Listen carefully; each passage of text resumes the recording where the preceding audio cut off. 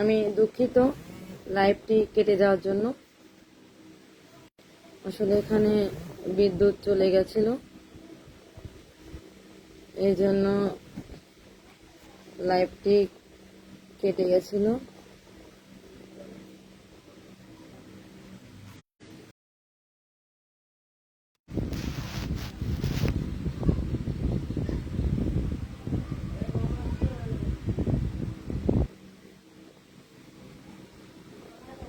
ঘুম পাড়ায় দাও।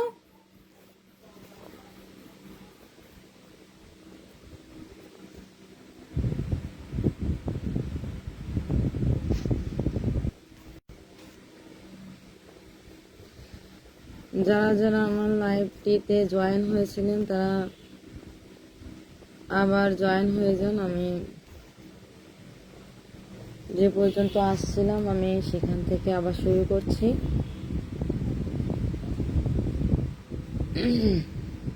এবার হচ্ছে বোনের বিয়ের কথাবার্তা পুরো ফাইনাল হওয়ার আগে আমাদের যেতে বলল।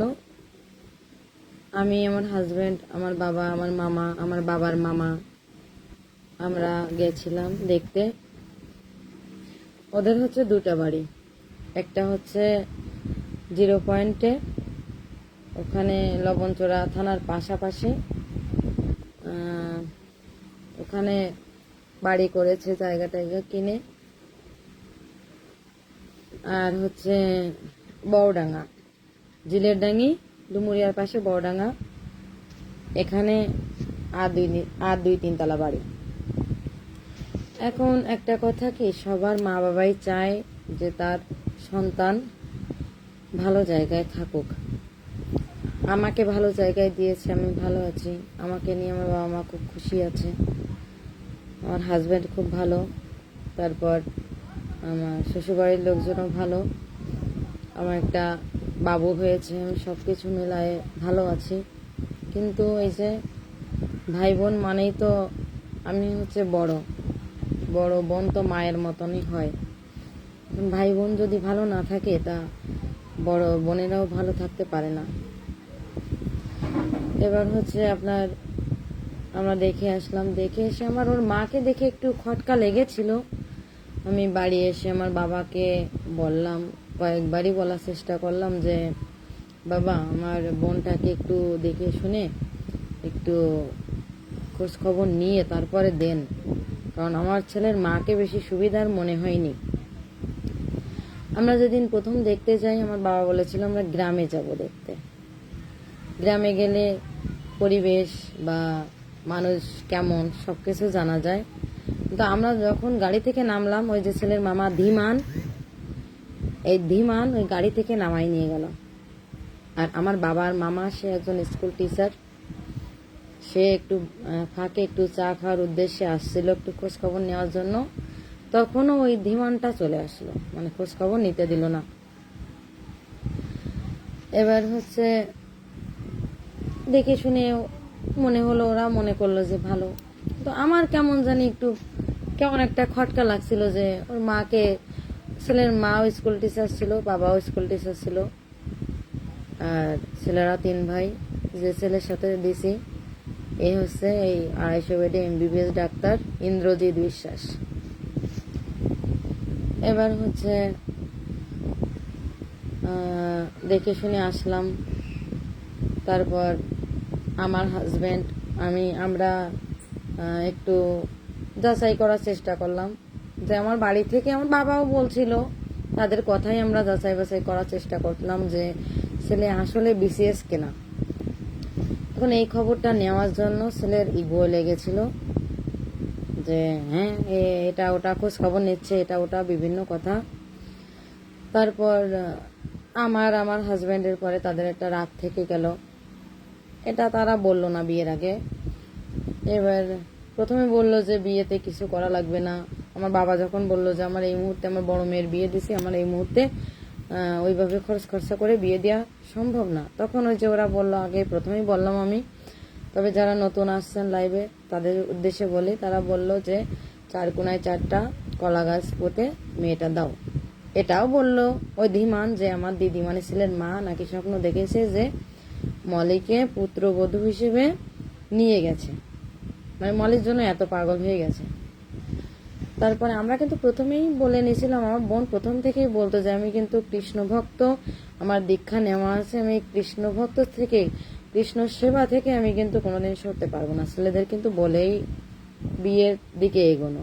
তারা সহমত হলো আমাদের কথায়। তারপর আমার মা এটাও বলল যে ডাক্তাররা বিজি থাকে, এখন আমার তো ইচ্ছা হবে আমার মেয়ে জামাই মাঝে মাঝে আসবে, তা আমার জামাই কিন্তু আশা লাগবে মাঝে মাঝে। তারা বলল হ্যাঁ যাবে। এবার বলল যে তাহলে সরকারি চাকরি করলে তো ট্রান্সফার করে এখানে ওখানে দিয়ে দেয়, তাই না? আমার মা এটাও মানে সবকিছু বলে টলেই কিন্তু বিয়েটা করানো হয়। আমার মা এটাও বললো যে যদি জামাই যদি ট্রান্সফার করে যদি অন্য জায়গায় চলে যায় তখন আমার মেয়ের কি হবে। ওই ছেলের মামি মালতী তখন বলল কি যেখানে যাবে সেখানেই নিয়ে যাবে। এবার যেই বিয়ে জুড়ে গেল আমার বাবাকে এটা করতে হবে ওটা করতে হবে, আমার এত লোকজন আসবে, আমার অত লোকজন আসবে বলে টলে আমার বাবারে অনেক টাকা খরচ করালো। মানে একদম রাজকীয়ভাবে আমার বাবা মেয়ের বিয়ে দিল। একটা এমবিবিএস ডাক্তারের সাথে বিয়ে দিতে গেলে তার আত্মীয় স্বজন তার বন্ধু বান্ধব আসলে যেমন খরচ খরচা করা দরকার তেমন ভাবেই করলো আমার বাবা। কোনো জায়গায় কোনো খামতি রাখিনি। খাওয়া দাওয়া, আমার বোনকে একটা স্বর্ণের হার দিল 1 ভরি দিয়ে, আমি একটা দুল দিলাম। তারপরে হচ্ছে মানে আমার এই বোনের যে হাজবেন্ড ইন্দ্রজিৎ বিশ্বাস ওকে মালা দিল, আংটি দিল, বাবার সামর্থ্যের বাইরে যে বিয়েটা দিল।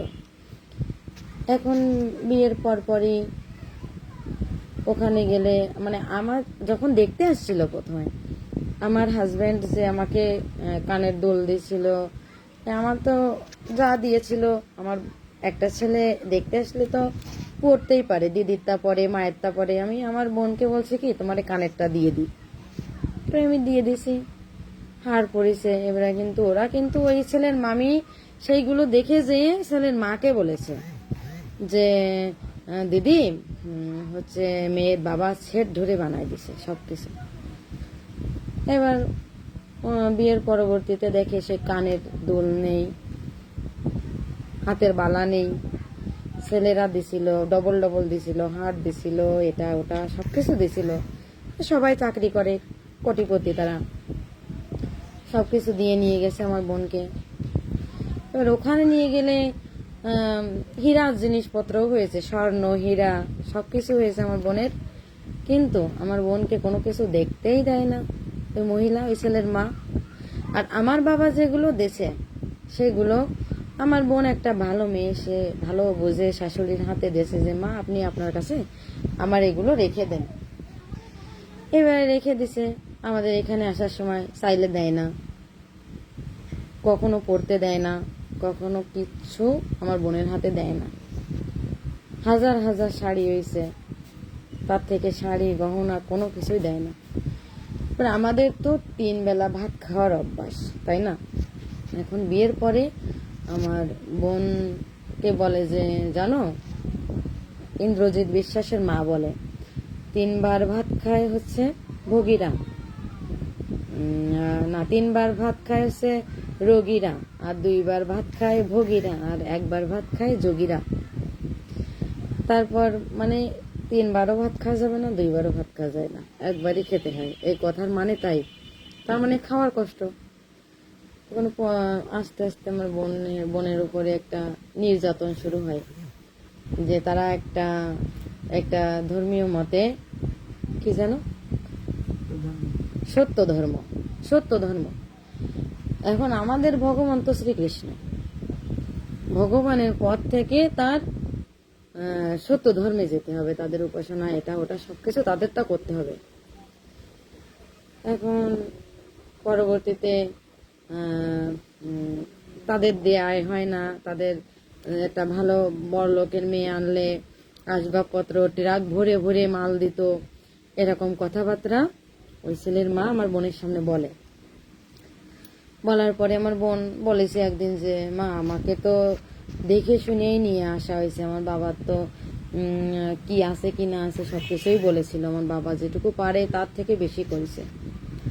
কারণ অতিরিক্ত অত্যাচার, বাবা মার সাথে কথা বলা যাবে না, ওয়াইফাই পর্যন্ত কেটে দিল আমার বোনের। যে আমার বোন মাঝে মাঝে আমাকে একটু ফোন দিয়ে বলতো যে দিদি ওই ছেলে বেশিরভাগ বাইরেই থাকে, 1 সপ্তাহ 1.5 সপ্তাহ 250 বেডে ডিউটি করে চলে যায় বাগেরহাট, নাইট ডিউটি আছে বলে, সেখান থেকে আর আসে না। এবার না আসলে যেদিন আসে সেদিন আসে বাবা মা ভাইয়ের সাথে গল্প করে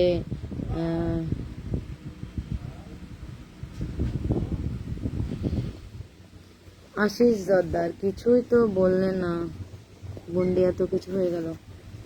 আসলে দাদু মানে সবকিছু সমাধান করার ইচ্ছা ছিল, হ্যাঁ।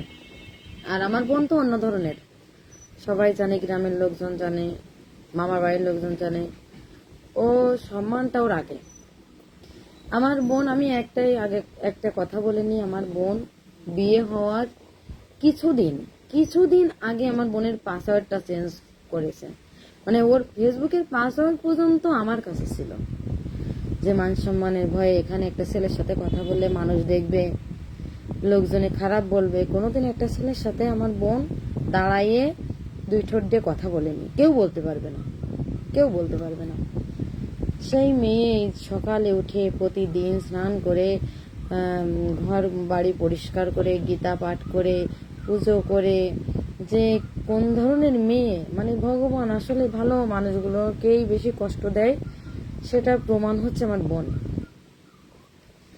বিয়ের পরবর্তীতে এত কষ্ট, ধরো কষ্ট, যে খাওয়া দাওয়ার যে কথাগুলো, এই কথাগুলো আমাদের সামনে বললে, আমার তখন পেটে বাবু ছিল, আমিও ভাত খেতে পারতাম না, আমার রাতে ঘুম হতো না, আমার বোন একা থাকতো, আবার রুমে দরজা দেওয়া যাবে না, রুমে দরজা দিয়ে ঘুমানো যাবে না, তারপরে বাবা মার সাথে কথা বলা যাবে না, মামা মামির সাথে কথা বলা যাবে না, দিদি দাদা বউর সাথে কথা বলা যাবে না। ওই যে বিসিএস কিনা আমরা খোঁজ নিয়েছিলাম, দিদি দাদা বউ যখন আসবে তখন ওরা আসলে হবে না। ওই ছেলের মামা ধীমানটা বলেছিল যে আমরা যখন আসবো তখন আমার বোনরা আসলে হবে না, আমার বোনরা যখন আসবে তখন আমরা আসলে হবে না। মানে আমরা মায়ের পেটের বোন, আমাদের আলাদা করে দেবে। তারপরেও আমি আমার বোনকে বললাম যে তুমি যদি তোমার সংসার করতে চাও, আমার সাথে কথা না বলে, আমার সাথে সম্পর্ক না রাখলে যদি সবকিছু সমাধান হয়, তুমি যদি ভালো থাকো তাহলে তুমি সেইভাবেই থাকো, আমার সাথে কথা বলা লাগবে না। কত মানুষের তো দিদি থাকে না। তারপরে আমার বোন বলে না আমি পারবো না। তারপরে আমার 7 মাসের যখন সাধের অনুষ্ঠান, আমি যশোর থেকে আমি আমার বাবারে বলছি কি, বোনটাকে অনেকদিন দেখি না। আর বিয়ের পর থেকেই শুনি যে, বিয়ের পরে তো প্রত্যেকটা মেয়েই স্বপ্ন দেখে যে আমার স্বামী এরকম ভাবে ঘুরতে নিয়ে যাবে, একটা আলাদা টাইম, এটা তো প্রত্যেক মেয়েরই স্বপ্ন। আমার বোন কোনোটাই পায়নি। তারপর সবসময় জানতাম যে আমার বোন ভালো নেই। তারপরে আমি বললাম কি, আমি অনেকদিন দেখি না আমার বোনটাকে, আমার এই অবস্থা কি হয় কি না হয়। আসলে বাবু পেটে আসলে আমার শরীরটা খুব খারাপ ছিল, তো এরকম বলছি যে ওরা একটু দেখতে ইচ্ছা হচ্ছে, বাবা ওরা একটু নিয়ে আসেন। বাবা ওই ছেলের মার কাছে ফোন দিয়ে বারবার বলে যে দিদি আমার মেয়েটাকে 1-2 দিনের জন্য আমি একটু নিয়ে আসবো, আমার বড় মেয়েটার সাথ ও একটু দেখতে চাচ্ছে। তারপর ওরা বলে যে লোকজন নিয়ে আসতে হবে। মানে আমার বাবা বলেছিল এই ধীমানকে, ছেলের মামাকে, যে আমার বড় মেয়েকে যা যা দিছি আমি সেই টাকার ভিতরে আপনাকে যা যা পছন্দ আমি তাই কিনে দেব, আমাকে একটু সময় দিতে হবে। ধীমান বলল কি কিছুদিন পরে। এখন ওই কিছুদিনটা ধীমানই দোষী, ওর গিয়ে সেই জিনিসটা দেওয়া হয়নি। ওই সময় দেওয়া হয়নি কেন, ওই ওদের এই লাগিছে যেটা হাই ফাই ঘরে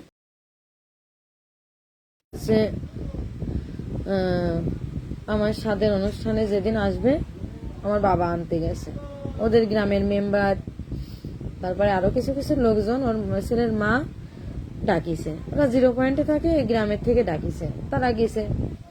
ছেলের ছোট ভাই অতির হচ্ছে 1 নম্বরের বেয়াদব, ও ভিডিও করছে। ও আরেকটা কথা, আমার বোন একটা নতুন বউ মানুষ, ওদের বাড়ি সিসি ক্যামেরা লাগাইছে। আমার বোন কার সাথে কি কথা বলে কি না বলে এগুলো সবকিছু যাতে জানতে পারে, ওর রুমের পাশে সিসি ক্যামেরা লাগাইছে, বাইরে টেরে সব জায়গায় সিসি ক্যামেরা লাগাইছে। এবার হচ্ছে আমার বাবা আনতে গেলে আমার বাবা তো ভালোভাবে গেছে, যে সবসময় আমার বাবা মা অনেক ভালো মানুষ, আমার বাবা নরম মানুষ, মানে যে সবসময় আমার শ্বশুর শাশুড়ির কথাও আমাকে সবসময় বলে। আমি যদি কখনো বলি তো আমার বাবা মা আমারে বোঝায়, আমি যদি কখনো আমার শ্বশুর শাশুড়ি রাগ করি তো আমার বাবা আমারে বোঝায়, আমার বাবা মা আমাকে রাগ করে বোঝায়, জামাই সাপোর্ট। এখন বাবা মা যে বলছে যে দিদি আমার মেয়েকে আপনার পরে দিলাম, যদি কোনোদিন কোনো ভুল টুল করে থাকে তা আপনি শিখাই নেবেন, ছোট মানুষ ভুল করতেই পারে। আমিও বিয়ের আগে বলেছিলাম যে হচ্ছে আমার বোন কিন্তু অনেক ছোট, 18 বছর হয়েছে কেবল, তা ও অনেক, আমরা ভুল করি, যারা বয়স হয়ে গেছে তারা ভুল করে, সংসার জীবনে তো অনেকে অনেক ভুল করে, তাই না? সবার মন তো পাওয়া কঠিন, আর সদ্য এক বাড়ির বউ হয়ে গেলে সবার মন পাওয়া কঠিন, ভুল তো হবে। আমি বলেছিলাম যে আমার বোনও কিন্তু ভুল করবে, সেগুলো কিন্তু শিখাই নিতে হবে, বলেছিল। হ্যাঁ, ওই ছেলের মামি। এবার হচ্ছে যেদিন আমার বোন আসলো আমাদের এখানে, ওই ছেলের ভাই ভিডিও করে রাখছে, আর ছেলে এই গ্রামের মেম্বার টেম্বার যাকে ডাকেছে তাকে বলছে কি মেয়ে থাকতে চাচ্ছে না, মেয়ে আর থাকতে চাচ্ছে না, তাই ভালোভাবে পাঠায় দিতে চাচ্ছে। এবার হচ্ছে বাবা বলছে কি, আমাদের সামনে বলিনি, মেম্বারদের আসে মানে পরেই বলেছে, আমাদের সামনে বলিনি। আমার বাবা ইন্দ্রজিৎ বিশ্বাসকে, মানে আমার বোনের হাজবেন্ডকে বলছে কি যে বাবা তুমি তাহলে যেয়ে মলিকে নিয়ে আসেন। ছেলের বাবা হুট করে বলছে কি যে না, ও যেতে পারবে না, আমাদের এখান থেকে শ্বশুরবাড়ি যায় না তেমন একটা কেউ। এবার সবাই বলছে কেমন কথা বললেন, শ্বশুরবাড়ি যায় না? এবার বাবা বলছে না, একটু যাই, যে কেউ হলেও একজন যেয়ে নিয়ে আসেন, না হলে আমি নিতে আসবো, আবার আমি দিতে আসবো, প্রায় প্রায় কেমন একটা হয়ে যায়। তারপর নিয়ে আসলো, আমার স্বাদের অনুষ্ঠান, ওর শাশুড়ি আমার জন্য একটা শাড়ি পাঠায় দিয়েছিল। এই আসলো, আসার পরে এরকম ঝামেলা এটা ওটা লেগে থাকে সবসময়। এই জন্য আমার বাবা, আমরা চিন্তা ভাবনা করলাম কি যে আমরা সবাই মিলে একটা আলোচনার মাধ্যমে যদি আমার বোনটাকে পাঠাই তাহলে হয়তো এই ঝামেলাটা থাকবে না। এবার হচ্ছে ওরা কোনো আলোচনার মাধ্যমে আসতে চায় না। তারপরে হচ্ছে একটা জিডি করলো আমার বোনের নামে, যে আমার বোন একদিন নাকি বলেছিল যে, ওর শাশুড়ি একদিন বলেছিল যে তোমার যদি ভালো না লাগে তা তুমি চলে যাও। এবার বলার পরে আমার বোন বলেছিল এই কথাটা, যে আমি যদি চলে যাই তো আমি তো এভাবে যাব না, আমি এই বাড়ি থেকে যাব না, আমি হয়তো আত্মহত্যা করবো, এই কথাটা বলেছিল। যেমন বাবা এত টাকা খরচা করে বিয়ে দিছে, আমি আর আমার বাবার বাড়ি যাব না এইভাবে, এই কথাটা বলেছিল। তাই ওরা জিডিটা করলো কি যে মেয়ে এরকম আমাদের মৃত্যুর হুমকি দিছে। এবার আমরা ইউনিয়নে গিয়ে একটা মানে বসাবসির একটা করলো আমার বাবা, সেখানে ওরা হাজির হয়নি 2-3 দিন। তারপরে সেই চেয়ারম্যান সাহেব একটা লিখিত দিয়েছে, তারপরে উপজেলায় গিয়েছে, উপজেলায় মহিলা অধিদপ্তরে গেছে, সেখানে ডাকলো, সেখানে থেকেও ডাকার পরে আসেনি, সেখান থেকেও একটা লিখিত দিছিল। তারা জিডির পর জিডি করে আমার বোনের নামে, যাতে আমার বোন কিছু উল্টে কিছু না করতে পারে। কিন্তু আমার বোনের ইচ্ছা যে আমি সংসার করব, আমি বদনাম ঘাড়ে নেব না, যে আমি যদি ওইখান থেকে চলে আসি আমার একটা বদনাম হয়ে যাবে, আমি বদনাম ঘাড়ে নেব না, আমার যত কষ্ট হোক আমি সংসার করব। তারপরে তারা সব সোনা গয়না সবকিছু তাদের কাছে, তারা বলে আমার বোন নাকি 10 লাখ টাকা চেয়েছে ছেলের কাছে বাড়ি করার জন্য।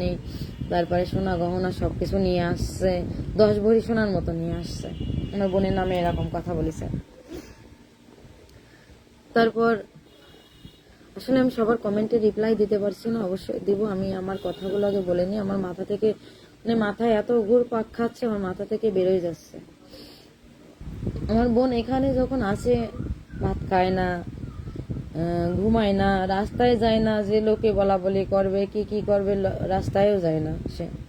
আমি এখানে আসলে আমি যদি বলি যে চলো একটু ঘুরে আসি, আমরা মানে আমাদের জীবনটা এত ভালো ছিল যে আমরা 3 জন, আমার মা, আমি, আমার বোন, আমরা সব সময় বিকালে একটু বেরোতাম ঘুরতে, কিন্তু এই ঘটনার পরে আমি যদি আমার বোনকে বলি যে চলো একটু ঘুরে আসি, সে কখনোই যেতে চায় না। কারণ যে কে কি মনে করবে, কে কি বলা বলি করছে। আবার শুনলাম পরবর্তীতে যে ছেলের নাকি 2 বিয়ে আছে, সেখানে ছেলে মেয়ে সংসার আছে, অনেক কথা বলে। সেটা আমরা আমরা খোঁজ নিই, আমরা সঠিক কোনো প্রমাণ পাইনি। আমি মাঝে একদিন আমার বোন আর আমি, আমার বাবা গেছে, যাওয়ার পরে সেই ওই বাড়ির ছোট ছেলে, ওই বেয়াদবটা, ওরা তো 2 তলায় থাকে, সিসি ক্যামেরা আছে, ওরা দেখে উপর থেকে সবকিছু। আমরা গেলে দরজা টরজা খুলিনি, সারাদিন বসে আছি। ওই গ্রামের মেম্বার টেম্বার সবাই গেছিল, কার সাথে কোনো কথা না। তারপরে 2-3 বার এসে ওই ছেলে তালা খুলিনি, সে ভিডিও টিডিও সবকিছু করে রাখিছি, তালা টালা না খুলে চলে গেছে, হুমকি ধুমকি দিয়ে চলে গেছে। এখন তারপরে ওরে আমি অনেক কিছু বুঝাইছি, ওরে অনেক বুঝাইছি, উপজেলার থেকে, মহিলা অধিদপ্তর থেকে, ওই হাসি ম্যাডাম, সবাই সবাই অনেক ওরে বোঝানো হয় যে তুমি ওখানে যাবা, এত কষ্ট, তুমি মেনে নিতে পারবা। কিন্তু বলে কি দিদি, আমার তো সেখানে বিয়ে হয়ে গেছে, আমার আমার মৃত্যু হোক, আমি মেনে নিয়ে আমি ওখানে যাব। মানে মানুষ, মেয়েরা, আজকাল মেয়েরা একটু কষ্ট হলে চলে আসে বাপের বাড়ি, বা আমি থাকবো না, আবার বিয়ে করব। তো আমার বোন কত ভালো মানুষ হলে যে সেই হাজার কষ্ট, শ্বশুর শাশুড়ি দেওর ভাসুর স্বামী, একটা মানুষের সাপোর্ট নেই, কতটা কষ্ট হলে আমার বোন তারপরেও সেখানে যেতে চাচ্ছে। তারা তো কোটিপতি। আমার বোন যদি মামলা করতে পারতো, সে এখনো কোনো মামলায় যায়নি যে না আমার স্বামী, আমি সংসার করব। এর ভিতরে আরো অনেক গুরুত্বপূর্ণ একটা সমস্যা আছে, সেগুলো আমি আজকে আপনাদের সাথে শেয়ার করব না, পরবর্তীতে যদি শেয়ার করার মতন হয় করব। আজকে আমি কেন লাইভে আসছি, লাইভটি যদি পারেন তা কেউ শেয়ার করে দেবেন।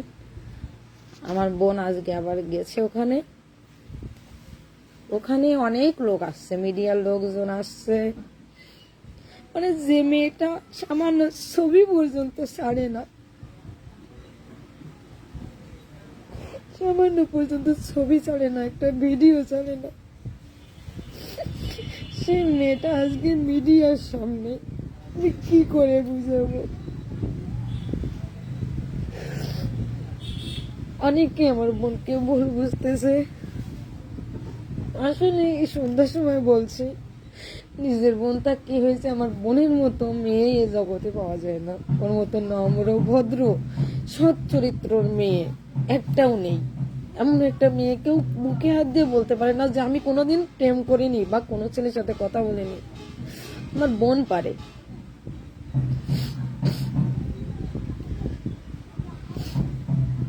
অনেকে ভুল বুঝতেছে যে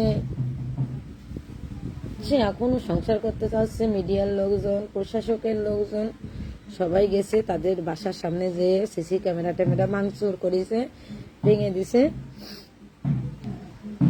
তালা খুলতেছে না, তারা উপরে আছে। আমি আজকে যদি ওইখানে যদি, সে তো আমরা অনেকেই বুঝাইছি, এখন বাবা মা তো বাধ্য, বাবা মা তো সবাই যারা গার্জিয়ান আছে সবাই তো ভুল করে ফেলেছে যে যাচাই বাছাই না করে এখানে মেয়ে দিছে। এখন আজকে যদি ওখানে যদি কোনো না হয়, আমি পরবর্তীতে লাইভে এসে আমি সমস্যাটার কথা বলবো, একটা গুরুতর সমস্যা, সেটা আজকে বলছি না। সমস্যাটাও কারণ আছে, সে কারণটা আমি আজকে দুঃখিত বলতে পারছি না।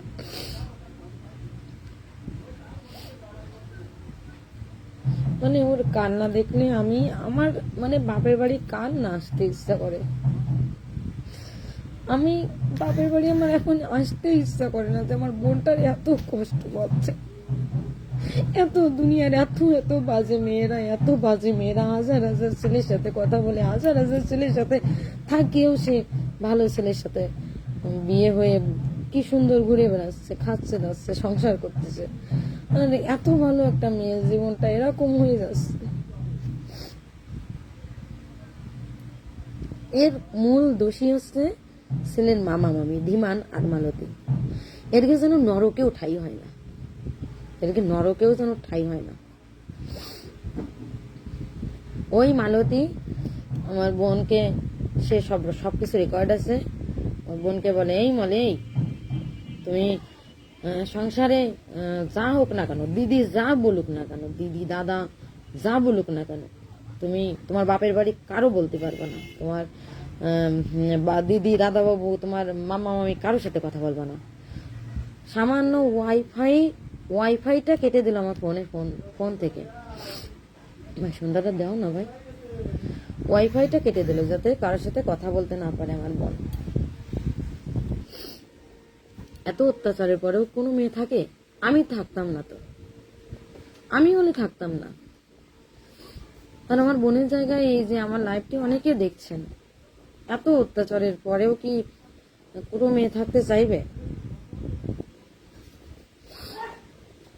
প্রথম যে তারিখ, বিয়ের পরই তো দুর্গাপুজোতে আসছে। আসার পরে আমার বাবা আমার হাজবেন্ডকে 3,000 টাকা দিছে, আর আমার বোনের হাজবেন্ডকে 3,000 টাকা দিছে বাজার খরচ। এবার দেওয়ার পরে বাজারে গেছি আমরা। বাজারে গেলে যে পুজোর যেসব জিনিস, যেমন হচ্ছে ঠাকুরের থালা, গ্লাস, এসব, ওই যে কাঁসার, ওইগুলো কিন্তু আমার বোন কিনতে গেলে আমার বোনের হাজবেন্ড কিনে দিছে। ওইগুলো কিনে দিলে এবার শ্বশুরবাড়ি যাওয়ার সাথে সাথে ওর শাশুড়ি ধরিছে, ওরে বলছে কি যে তোমাকে আমি যাওয়ার সময় 1,000 টাকা দিলাম না? বলছে হ্যাঁ মা। কছে তাহলে তুমি ইন্দুরের কাছ থেকে আবার এগুলো নিলে কেন? মানে একটা হাজবেন্ড, আমরা তো এটা তো বলতে তো মুখে বাঁধবে না, আমরা তো তার চেহারা দেখে মেয়ে দিনি, তাই না? আমরা তো তার প্রতিভা বা চাকরি করে, ভালো চাকরি করে, তাই দেখেই তো মেয়ে দিছি না, আমরা খাওয়ার জন্যও দেয়নি। আমার বোনটা যেন ভালো থাকে সেই আশায় মেয়েটা দিছি। এবার হচ্ছে বলার পরে ওই কথা নিয়ে ওর মামি শাশুড়িও ধরলো যে তুমি, মানে এক সামান্য ব্যাপার, যে বাটা গ্লাস কিনে দেওয়া হয়েছে, সামান্য ব্যাপার। ওর মামি শাশুড়ির ধরিছে যে, মামি শাশুড়ি যে তোমার যদি কোনো কিছু প্রয়োজন হয় তা তুমি দিদির কাছে চাবা, ইন্দ্রর কাছে কোনো কিছু চাবে না। সে লাখ লাখ টাকা ইনকাম করে, তার বউ তার কাছে কিছু চাইতে পারবে না। কোনো কিছু যদি একটা মেয়ের যদি কোনো কিছু চাইতে প্রয়োজন হয়, শাশুড়ির কাছে চাইতে হবে। এটা কোন ধরনের কথা?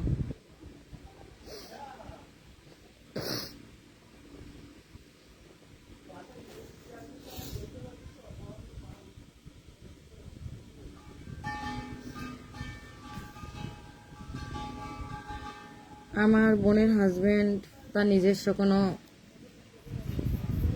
কি বলবো, মানে কোনো কিছুই নেই। সে মানে কি হচ্ছে কি না হচ্ছে তার বাবা মারই যদি, যে ছেলে মানে দুটো টাকা বউরে যদি দিয়ে সেটা মা বাবার সামনে বলা বলি করে, মামার বাড়ি পর্যন্ত ভাসে, তাহলে তার সম্পর্কে আর কি বলবো?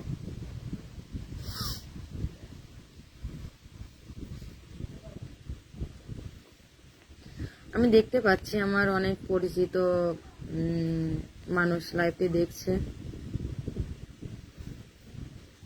আজকে মিডিয়া হচ্ছে দেখলাম, আজকে আমি বাপের বাড়ি আসছি। আমি ওই পথে যেতে চাইছিলাম, কিন্তু আমার বাবুটা ছোট, তো এই জন্য আমার মা বাবা ফোন দিয়ে বললো যে অনেক কষ্ট হবে, এখানে এসে থাকতে পারবে না, বিরক্ত করবে, তোমাদের আশা লাগবে না, ভাইডি বাড়ি একা একা রয়েছে, বাড়ি চলে যাও। এখানে চলে আসছে। আগে যেদিন গেছিলাম সেদিনও সারাটা দিন ছিলাম। আমার একটু গ্যাস্ট্রিকের সমস্যা আছে, আমার বাবা, আমরা দোকানে সারাদিন বসেছিলাম, একটু এটা ওটা খাচ্ছিলাম। আমার বোনকে হাজার জোর করে একটু জলও খাওয়াতে পারিনি। মানে ওর জীবনটা কি হয়ে গেছে, মানে ভগবানের কাছে যারা যারা লাইভটি দেখছেন, কি বলবো, কার হাতে কি আছে আমি জানি না, ভগবানের কাছে একটু বলেন এদের কথা।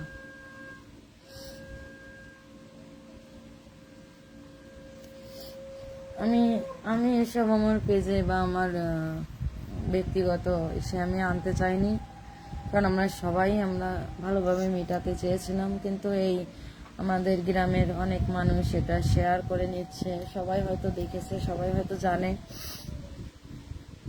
না পেরে আমি বাধ্য হলাম আজকে লাইভে আসতে। আসলে তো যেটা জানা জানা হয়ে গেছে।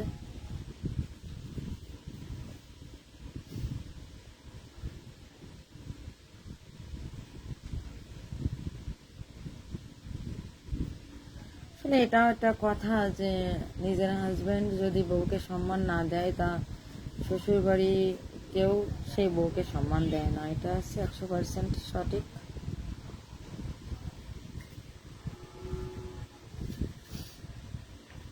পূজা ব্লগস নিতে আর কি বলবো, আর কিছু বলার ভাষা নেই। মানে এত ওটা এসের ভিতরে আসি, মানে বলে বোঝাতে পারবো না তোমাদেরকে।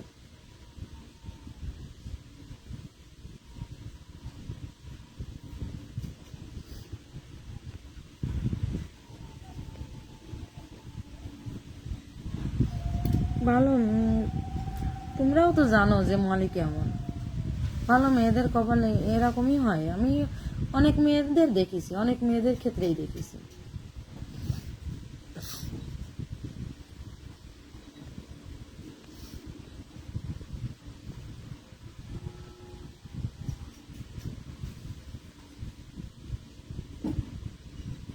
সোনা পাল মলের জন্য প্রার্থনা করি, ঈশ্বরের মঙ্গল করুক।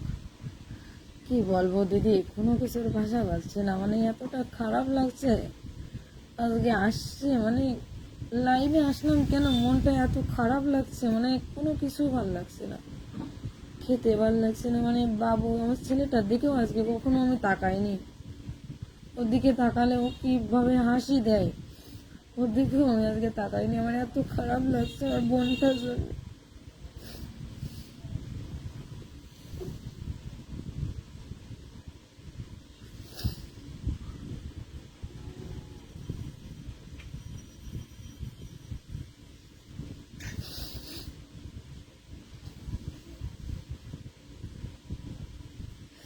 আমি লাইভটি আর বাড়াচ্ছি না। সবাই ভালো থাকবেন, সুস্থ থাকবেন। আমার বোনটির জন্য একটু আশীর্বাদ করবেন।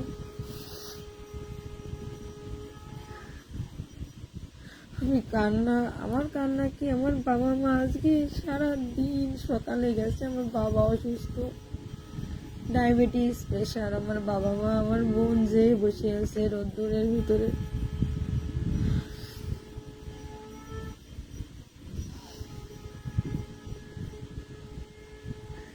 মুক্তা মল্লিক, মনি, মন খারাপ করো না, মলের জন্য ভগবান রে ভালো কিছু লিখে রাখছে। কি বলবো মামি, কি বলবো, কিছু বলার ভাষা নেই।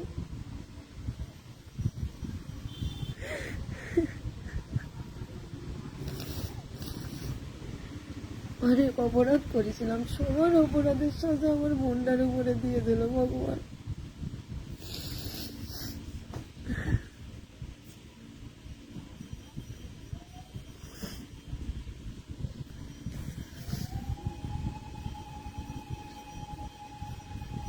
শ্যামা পাল, সবার সত্যিটা জানা দরকার। ভালো করেছিস লাইভ করে। আমি এই জন্য, আমার হাজবেন্ড আসছে, উনি একটু বলছিল যে লাইভটা করার কি দরকার, কিন্তু আমি সারা দিন আমি ভাবছি যে আমি একটু লাইভে যাব। তারপরে না পেরে আমি ওকে, কারণ ও তো আমার স্বামী, আমি ওর অনুমতি ছাড়া কোনো কিছুই করতে পারি না। তো বললাম, দেখো আমার বোনকে অনেকে অনেক কিছু ভাবছে, আমি একটু লাইভ করতে দাও। সবাই হয়তো সত্যিটা জানে না।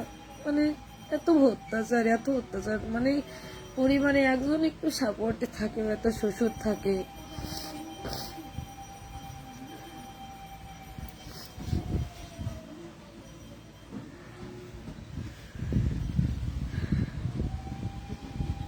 সঞ্জীব সিএম দিদি বোনকে নিয়ে আসেন, সেটাই ভালো হবে। আসলে বোনকে আনার অনেক চেষ্টা করছি। সবাই বলছে যে, আমার মামা, সবাই যারা যারা আছে সবাই বলছে যে ওখানে যাওয়ার দরকার নেই, ওখানে সুখ হবে না।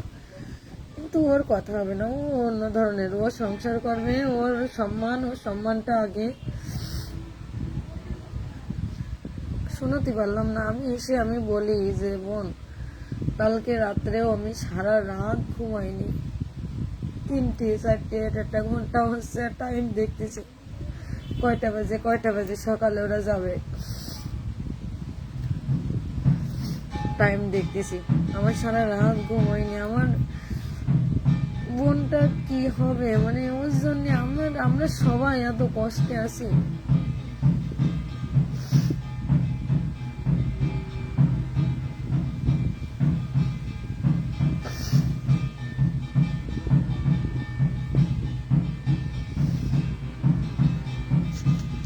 মানে কেমন ক্রিমিনালরাও কেমন হয় যে ওসি, প্রশাসকের লোকজন, মিডিয়ার লোকজন, তারপরে ইউনিয়ন, উপজেলা, সব জায়গার লোকজনই গেছে, তারা ভয়তে দরজা টরজা খুলছে না। উপরে সিসি ক্যামেরা আছে, তো সিসি ক্যামেরা থেকে দেখছে, বাইরে থেকে সিসি ক্যামেরাটা নাকি শুনলাম ভেঙে দিয়েছে যারা গেছে। ভালোভাবে মীমাংসার অনেক চেষ্টা করা হয়েছে। মানে যে মেন সমস্যাটার কথা বলছি আমি কীভাবে বলবো, সেটা মিডিয়ায়ও প্রচার হয়নি, এই জন্য আমি প্রচার করতে পারছি না। এটা নিয়েই বেশি সমস্যা, এটা সমাধান হবে না, এই জন্য তারা বেশি এগোতে পারছে না।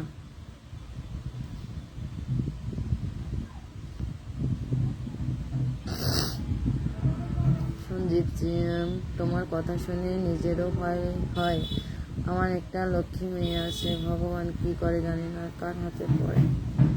আসলে কি এখন একটা কমেন্ট আসছে যে লোভ জিনিসটা কার না থাকে, লোভ নাকি বাবা মাকে খাওয়ার আশা করে।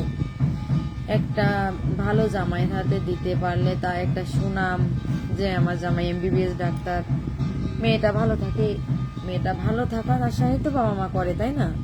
বাবা মা খাওয়ার আশায় করে না, কোনো কিছু না। এটাকে লোভ বলে না, এটাকে মেয়ের ভালো রাখার চিন্তা। এখন আমরা তো খোঁজ খবর নেওয়ার সুযোগই দেয়নি তারা। আমরা যখন গেছি আমাদের পিছনে ওই মানে বিমান, মালতী এরা মানে এসে চাপটে লেগেছিল, গাড়িতে নামাই নিয়ে এসে আবার গাড়িতে উঠাই দিয়ে এসে এরাই হচ্ছে সমস্যা ঘটাইছে।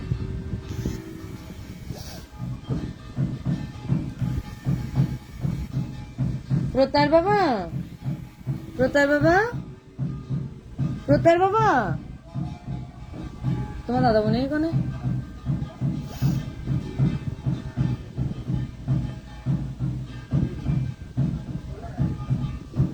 পূজা ব্লগস মেতে, ওখানে গেলে ভালো থাকতে পারবে না, সেটা তো আমরাও বুঝতে পারছি, কি করবো বলো। মুক্তা মল্লিক, ওর মতো লক্ষ্মী মেয়ের সাথে আসলে এমন হবে আমরা কেউ কখনো ভাবিনি। কি বলবো মানে,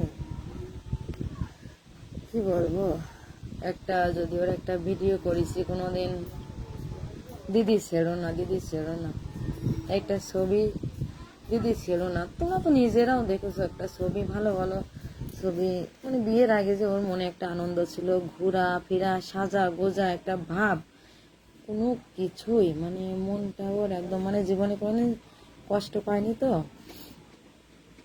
মানে এই প্রথমে একটা আঘাত ও মেনে নিতে পারছে না।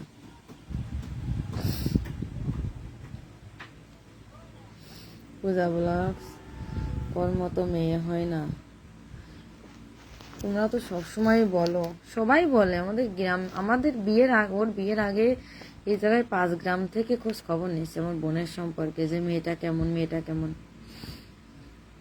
তারা এসে আমার বাবাকে বলেছে, মলি তোমার দাদা ফোনটা নিয়ে আসো দিন, বাবা কল দিচ্ছে। সরি, আমার মাথা খারাপ হয়ে যাচ্ছে।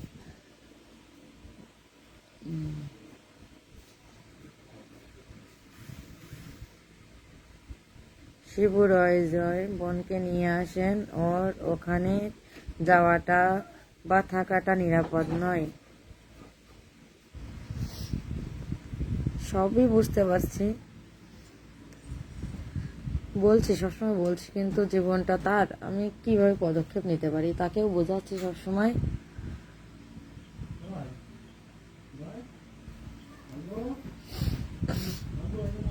আচ্ছা, আমার বাবা কল করছে, দেখি কি অবস্থা। আমি পরবর্তীতে যদি পারি আবার পরবর্তীতে লাইভে আসি, যদি তাহলে সবাই জয়েন হয়ে যান।